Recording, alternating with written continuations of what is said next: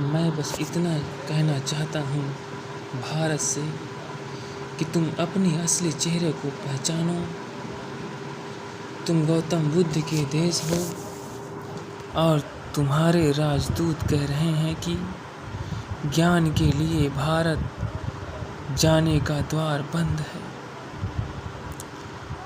तुम कृष्ण के देश हो, तुम पतंजलि के देश हो। तुमने उन सितारों को जन्म दिया है जिनका कोई मुकाबला दुनिया में नहीं कर सकता। सारे आकाश के तारे तुम्हारे तारों के पीछे हैं।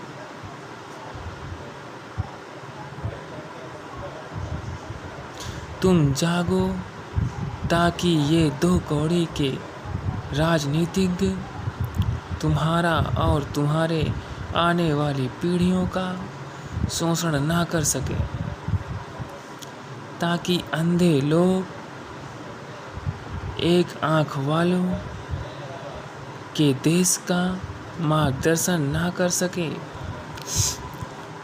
तुम जरा अपनी याददाश्त को भरो, अपनी सुगंधों को पहचानो। उपनिषदों का गूंज, कबीर की गीत, मीरा का नेत्र आदि कवियों के गीत से भरे तुम अद्वितीय हो। छोटे मोटे लोग तुम्हारे ऊपर अधिकार किए बैठे हैं, उन्हें उतार फेंको।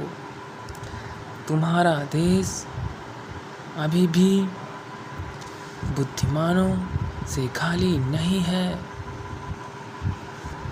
लेकिन बुद्धिमान व्यक्ति चुनाव में भीख मांगने की तरह वोट नहीं मांगेंगे, और जो वोट मांगने आए उसे वोट मत देना।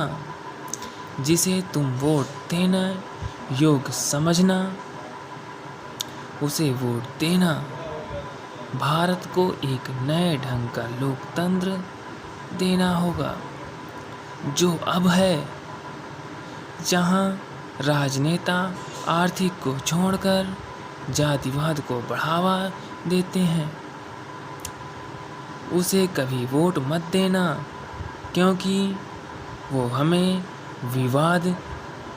विकास नहीं देंगे, बल्कि हमें जानवरों की तरह जाति में बांट देंगे।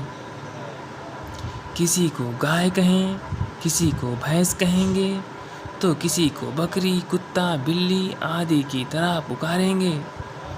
इसलिए उन्हें वोट मत देना, क्योंकि हम इंसान हैं, और इंसान तभी पूर्ण होता है जब उसके अंदर इंसानियत होती है।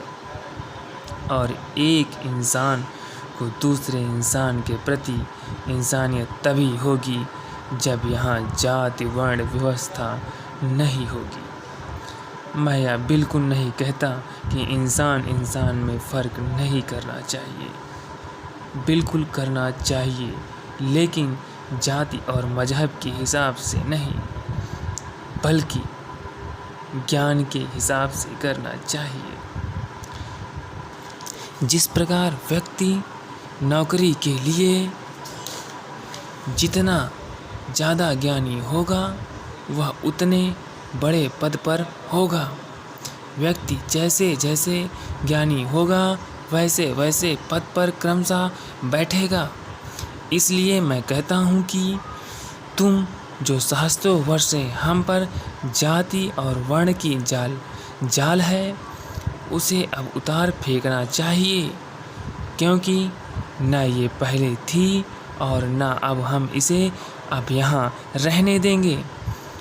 क्योंकि नीच कोई जाति से नहीं, बल्कि कर्म से होता है। जब कोई बच्चा जन्म लेता है तो उसे किसी जाति, धर्म आदि चीज़ों का ज्ञान नहीं रहता। उसे तो सिर्फ अपनी भूख का पता होता है, जो उसकी माता उसे मिटा सकती है।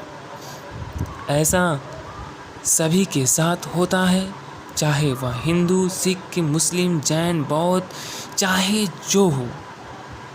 सभी की स्थिति ऐसी ही होती है। अब वक्त है इसे मिटाने का।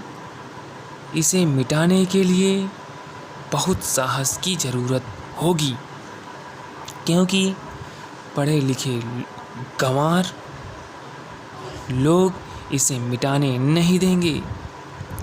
लेकिन वास्तव में जो पढ़े लिखे लोग होंगे वो आपका साथ अवश्य देंगे। आप भयभीत ना हो, इसका डटकर मुकाबला करो। एक दिन आप की जीत होगी और फिर यह सारा संसार एक समान सा लगने लगेगा। चारों तरफ आनंद ही आनंद होगा। तब मैं यही कहूँगा, ऐ मेरे भारत के लोग, अब तू शोक ना कर, क्योंकि यह जाति व्यवस्था तेरे देश की नहीं बल्कि भारत में आने वाले अनेक आक्रांताओं ने हम पर थोपा है। इसलिए थोड़ा सा समय, थोड़ी सी बुद्धिमता इस गरीब देश के लिए भी दे दो, क्योंकि अब वक्त है भारत को विश्व गुरु बनने का। जय हिंद।